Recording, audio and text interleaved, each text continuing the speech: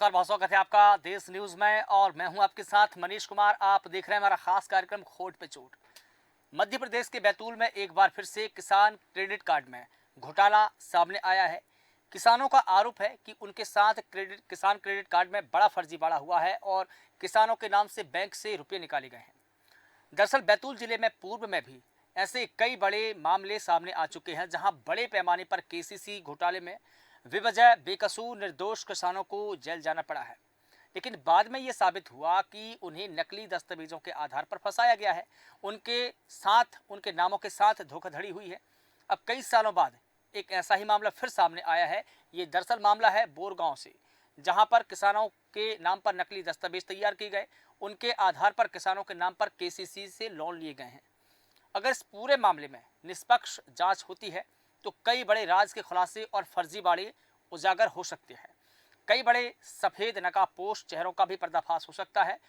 दरअसल ये पूरा मामला क्या है, अब हम ये भी जान लेते हैं। दरअसल ये पूरा मामला किसान बौंदरिया, भूमला और धीरज, उन तीनों ने बताया है कि दीपक कापसे ने अपने भाई गुलशन कापसे और मां आशा कापसे से मिलकर की 26 सह खाताधारों के नाम से नकली कूट रचित दस्तावेज बनाकर केसीसी लोन लिया है।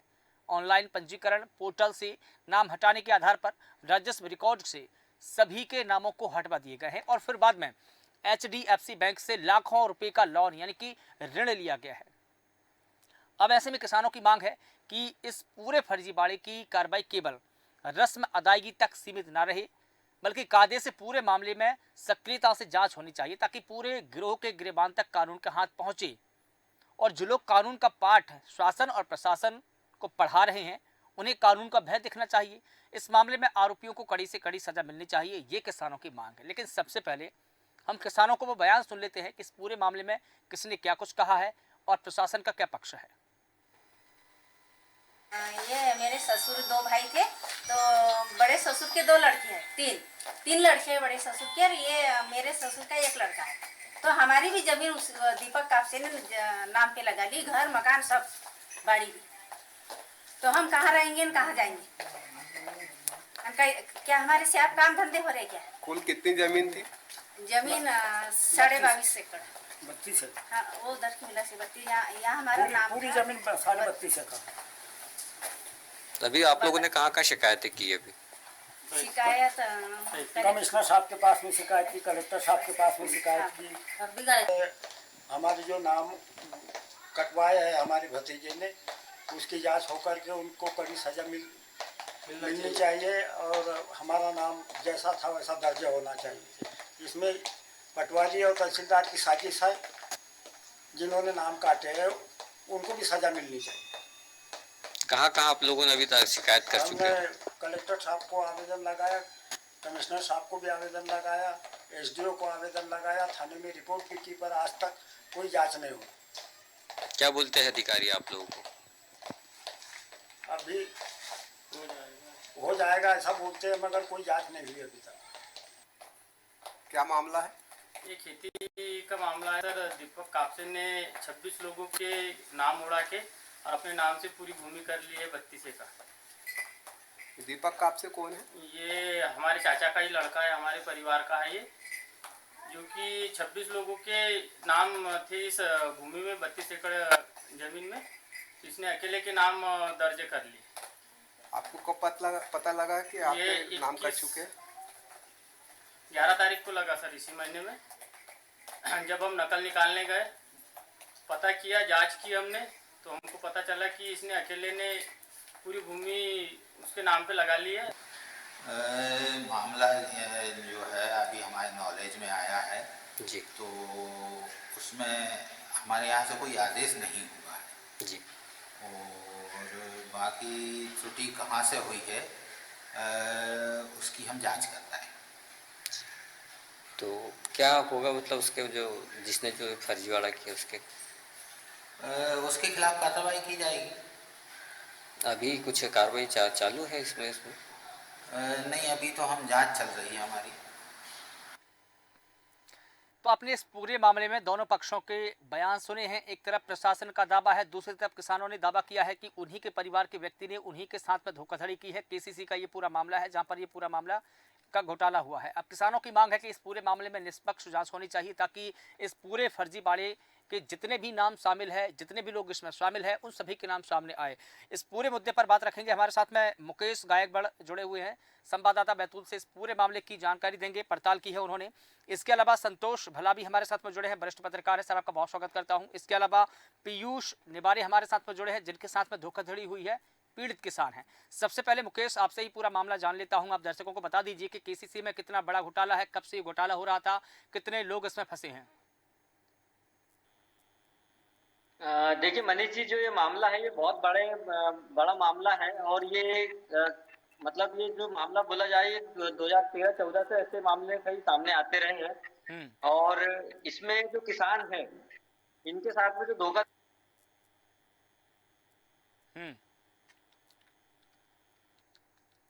बिल्कुल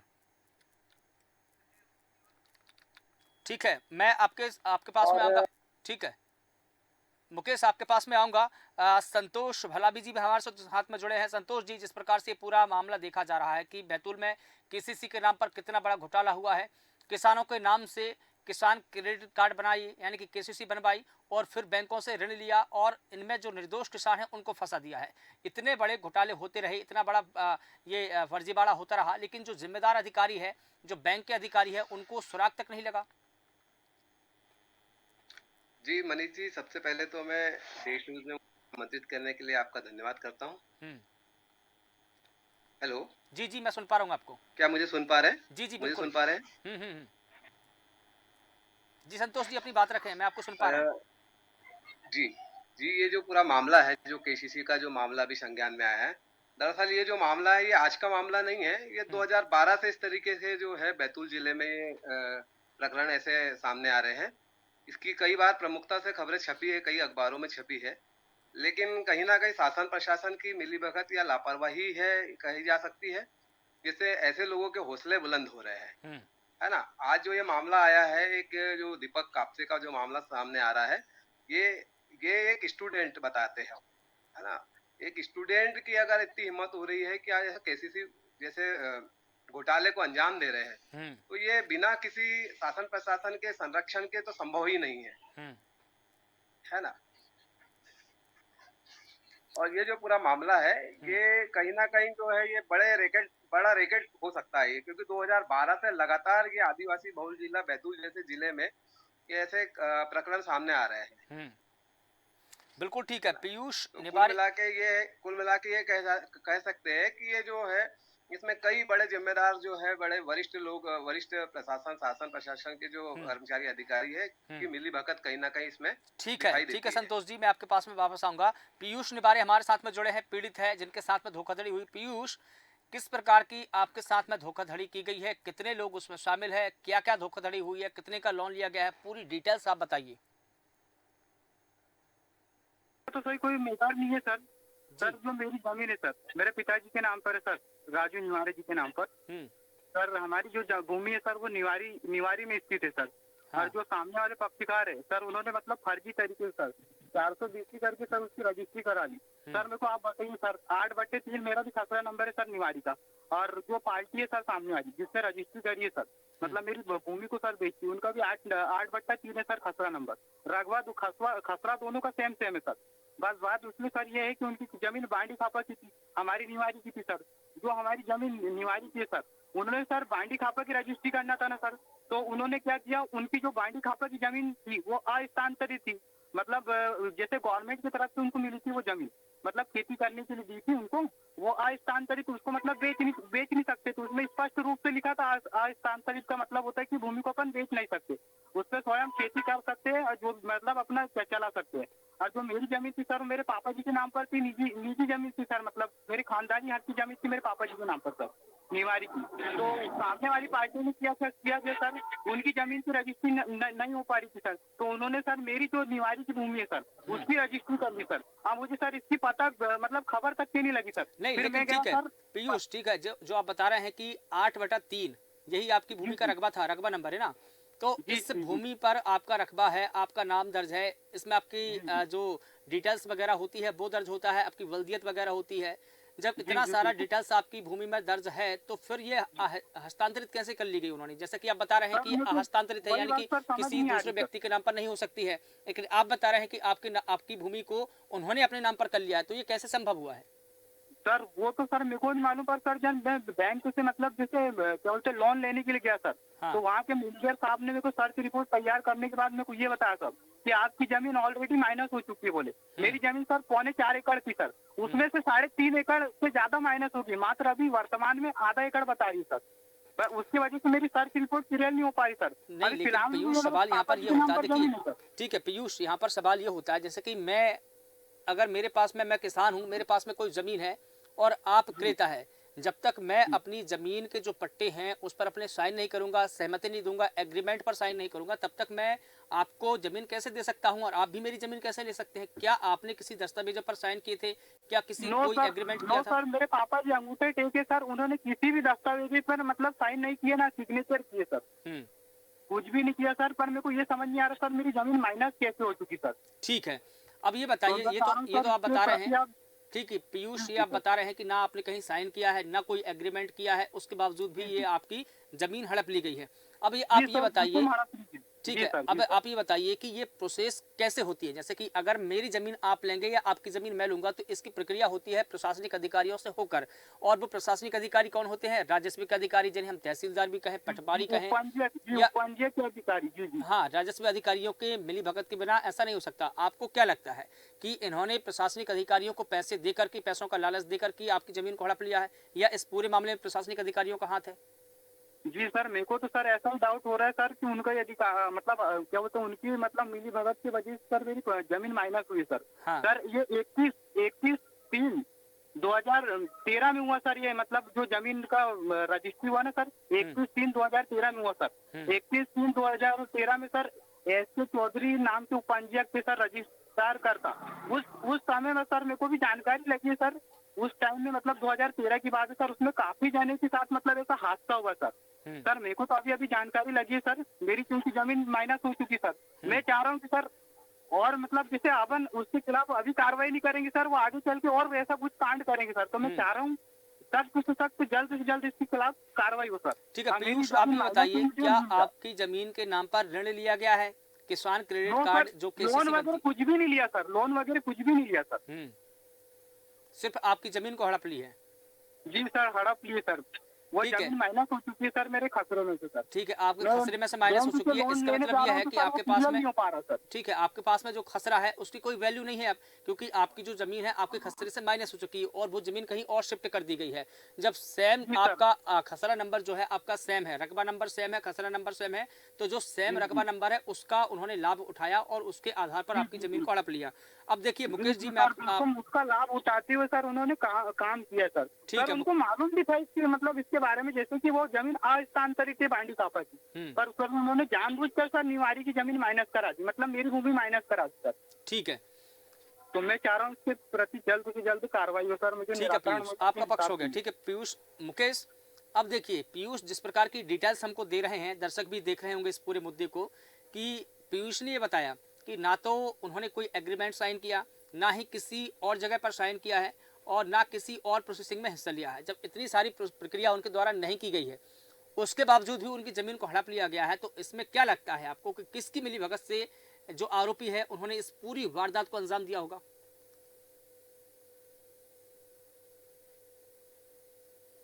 जो खबर चला रही है फर्जी और फर्जीवाड़े जो रजिस्ट्री कांड है इससे संबंधित है। मतलब पीयूष भी चाह रहा है पीड़ित है, इसीलिए उसको मैंने इस कार्यक्रम से जोड़ा, क्योंकि वो आज जनसुनवाई में आया था, कलेक्टर साहब से मिला, तो अभी इसीलिए मैंने उससे पूछा भाई हमारा तो कार्यक्रम ही चल रहा है, ये बंदा जो दूसरा जो हम लोग जो विजुअल चला रहे हैं ये अलग है और ये अलग है, मतलब ये भी उसी तरह से पीड़ित है, मतलब इसका भी लेना देना वही है कि ये भी। तो देखिए कि अभी हम लोग चर्चा कर रहे थे कि 2012-13 से हमारे यहाँ कैसे फर्जी रजिस्ट्री कांड हुए हैं, अधिक केसीसी के मामले उजागर हुए हैं, तो इसीलिए इनको भी मैंने जोड़ा कि भाई आपके साथ में भी घटना चल रही। सर हेलो, हाँ पीयूष, मैं आपके पास में आऊंगा, मुकेश जी को पूरी बात पूरी करने दीजिए। आप सुन पा रहे सर? हेलो, नहीं पीयूष, मैं आपके पास में आऊंगा लौट करके। तो मुकेश जी है और ऐसे कई पीड़ित है। ठीक है मुकेश जी, ठीक है मुकेश जी, मुझे लगता है कि आपका जो नेटवर्क है बहुत स्लो है, आपकी आवाज़ हम तक नहीं पहुंच पा रही है। संतोष भलाबी जी, मैं आपके पास में आना चाहूँगा। जैसा कि पीयूष जो दावा कर रहे हैं, कहीं ना कहीं वो ये कहने की कोशिश कर रहे हैं कि हमारी तरफ से जो प्रक्रिया होनी चाहिए ज़मीन बेचने के लिए वो प्रक्रिया नहीं की गई है, ना ही हमने कोई एग्रीमेंट साइन किया है, उसके बावजूद भी उनकी जो ज़मीन है रकबा से माइनस कर दी गई है। ये दरअसल कैसे संभव हो सकता है? जी मनीष जी, मैं बताना चाहूंगा कि 2012 से हमारे बैतूल जिले में जो है ऐसे कई प्रकरण आ चुके हैं जिसमें किसानों को पता ही नहीं है कि उनकी जमीन बिक चुकी है। और इसमें कभी दिल्ली से, पंजाब से, है ना, बॉम्बे से ऐसे लोगों ने कंपनियों को एक रैकेट ने बढ़िया पूरी प्लानिंग के तहत जमीन बेच रखी है ना। हमारे यहाँ पे तकरीबन 2011-12 में एक कहना चाहिए कि स्टाम्प चोरी जैसा प्रकरण भी हुआ था।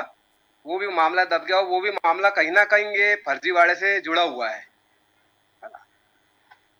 और निश्चित तौर पे इसमें जो ये रैकेट जो काम कर रहा है, ये किसानों को पता ही नहीं चलता है। इसमें ना इनको कब्जे से मतलब है ना कुछ, ये सिर्फ एक एनआईसी का अपना जो एनआईसी से जो मामले अपने अपडेट होते हैं, राजस्व का एक मामला अपडेट होता है कि कोई भी खसरा, कोई भी जमीन अगर दिखाना है तो कहीं ना कहीं इसमें एनआईसी के कर्मचारियों की भी कहीं ना कहीं भूमिका है इसमें।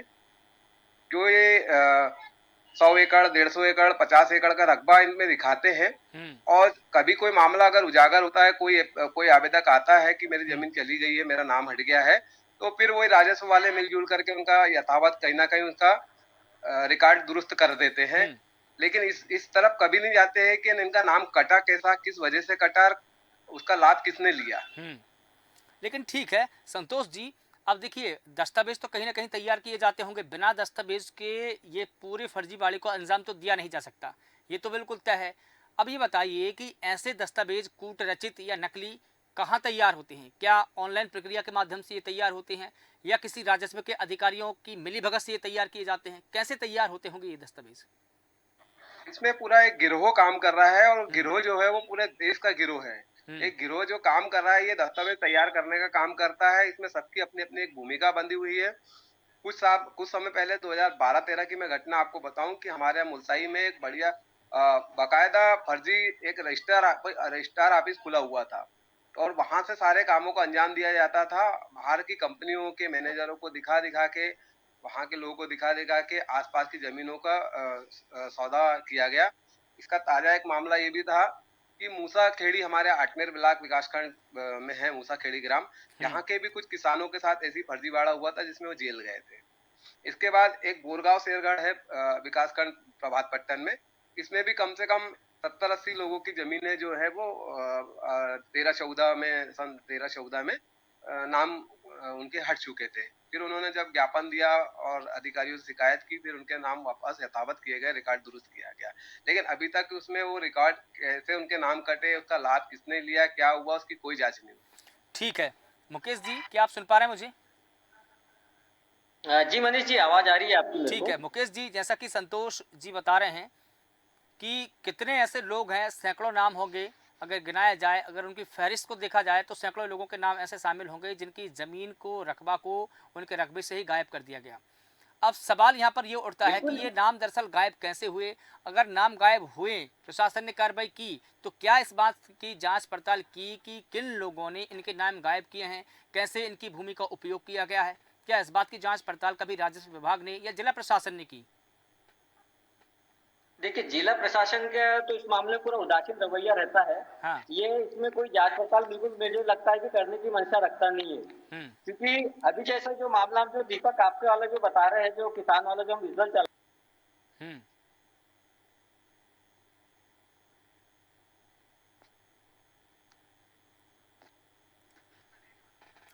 मुकेश जी, मुझे लगता है कि आपका नेटवर्क बहुत स्लो है। मैं भी आपकी आवाज़ नहीं सुन पा रहा हूँ, दर्शक भी नहीं सुन पा रहे हैं। मैं अंतिम टिप्पणी पीयूष से ही ले लेता हूँ। पीयूष, क्या आप मेरी आवाज़ सुन पा रहे हैं? सर मैं आपकी आवाज़ सुन पा रहा हूँ सर, आप मेरी आवाज़ सुन पा रहे हैं सर? हाँ ठीक है पीयूष, आप कोई और अपना इशू हो, कोई और मसला हो जो छूट गया हो तो बताना चाहेंगे तो बताइए।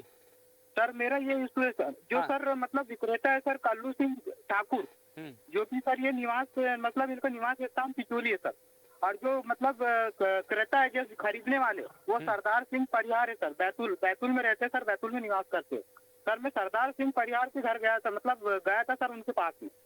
तो उनसे मैंने बोला ये मेरी जो जमीन माइनस हुई वो आपकी मतलब इससे हुई है, तो मैं चाह रहा हूँ कि आप मेरी जो जमीन माइनस हुई इसमें मेरा तो कोई गलती भी नहीं है, मतलब मेरे को मेरी जमीन चाहिए। ऐसा करके उनके पास में बात रखने के लिए गया, मतलब उनसे मिलने गया, तो वो मेरे को बोलते हैं आपकी जमीन तो माइनस हो चुकी, बोले आप यदि मुझे 5 लाख रुपए देंगे तो मैं आपकी जमीन कि मतलब वो करवा के दे दूंगा, बोल के आपको क्लियर करा के आपकी जमीन दे दूंगा बोले। ये किसने कहा? ये किसने कहा? तो सर वो मेरे से 5 लाख रुपए की डिमांड करे सर। आप बताओ सर मेरी। पीयूष, जो आप बता रहे हैं 5 लाख की डिमांड किसने की आपसे? सर सरदार सिंह परिहार ने किया सर। ये कौन है? पास गया था सर, जो एक रहता है सर खरीदने वाले सर। अच्छा अच्छा। इन्होंने सर की सर, अब मेरी इतनी आर्थिक स्थिति तो नहीं है सर, मैं किसान व्यक्ति हूँ सर, आम इंसान हूँ सर, मैं किसान व्यक्ति हूँ सर। मेरी इतनी सर मतलब हैसियत तो नहीं है सर कि मैं 5 लाख रुपए दे के उनसे मतलब जमीन वापस लूंगा सर। इसमें तो सर मेरा कुछ भी मैटर नहीं है सर। मेरे पिताजी अगर कोई में अंगूठे लगाते सर, मतलब अंगूठा लगा के रजिस्ट्री करते, तो मैं मानता कि मेरे पिताजी ने अंगूठा लगा के रजिस्ट्री की, पर मेरे पिताजी ने तो अंगूठा भी नहीं लगाया, कुछ भी नहीं किया सर। उन्होंने सर बेच भी नहीं, खरीद भी नहीं सर, मेरे को कोई जानकारी भी नहीं सर। वो तो मैं बैंक गया, मैनेजर साहब से मिला, मेरे को लोन लग रहा था, उसके बाद मेरे को जानकारी पता लगी कि आपकी जमीन माइनस होगी सर। अगर मैं बैंक से नहीं जाता तो सर मेरे को तो कुछ भी पता नहीं लगता सर। तो मैं चाह रहा हूँ सर इसके प्रति आप सख्त कार्रवाई करें सर, मुझे इंसाफ चाहिए सर। ठीक है, देखिए ठीक है पीयूष, हमारा काम है, कुछ नहीं बचेगा। ठीक है पीयूष, हमारा काम है समस्या बताना और प्रशासन को जागरूक करना कि दरअसल जनता को किन किन समस्याओं का सामना करना पड़ रहा है, उनकी तकलीफें क्या है। हमने आपकी आवाज़ बुलंद की है और अगर प्रशासन इस मामले में थोड़ा सी भी अगर उदासीनता ना बरते और गंभीरता से इस पूरे मामले को ले, तो मुझे लगता है कि इस पूरे मामले का जो फर्जीवाड़ा है उसका पर्दाफाश हो सकता है। फिलहाल आप सभी का बहुत शुक्रिया इस पूरे मुद्दे पर बात रखने के लिए, चूंकि वक्त हो चला है। तो बता दें कि केसीसी में ये बड़ा घोटाला सामने आया है, बड़ा फर्जीवाड़ा बैतूल में हुआ है, क्योंकि इस प्रकार की घटना पहले भी सामने आ चुकी है और अब लगातार इस प्रकार की घटनाएं आ रही है। मामला ये 2012 का बताया जा रहा है, जहां पर लगातार किसानों के साथ में ठगी की गई और उनके केसीसी के नाम पर उनकी ज़मीनें हड़पी गई है, उनके नाम पर लोन लिया गया है। लेकिन इतना बड़ा जो रैकेट चल रहा है, इसके पीछे कौन है? क्या एक व्यक्ति है? ये पूरा गिरोह है? आखिर क्यों जिला प्रशासन इस पूरे मामले में संजीदगी से कार्रवाई नहीं करता है? क्योंकि जो मुद्दे निकलकर सामने आ रहे हैं, जो इशू निकलकर सामने आ रहे हैं, वो तो कहीं ना कहीं यही इशारा कर रहे हैं कि कहीं ना कहीं जो प्रशासन है, जिला प्रशासन है, राजस्व विभाग है, उनका जो रवैया है उदासीन रहा है और शायद यही वजह है कि किसानों के साथ में इतना बड़ा फर्जीवाड़ा हुआ है। फिलहाल देश न्यूज़ के खास कार्यक्रम में बस इतना ही। देश और दुनिया की तमाम बड़ी खबरों के लिए आप लगातार बने रहिए देश न्यूज़ के साथ। नमस्कार।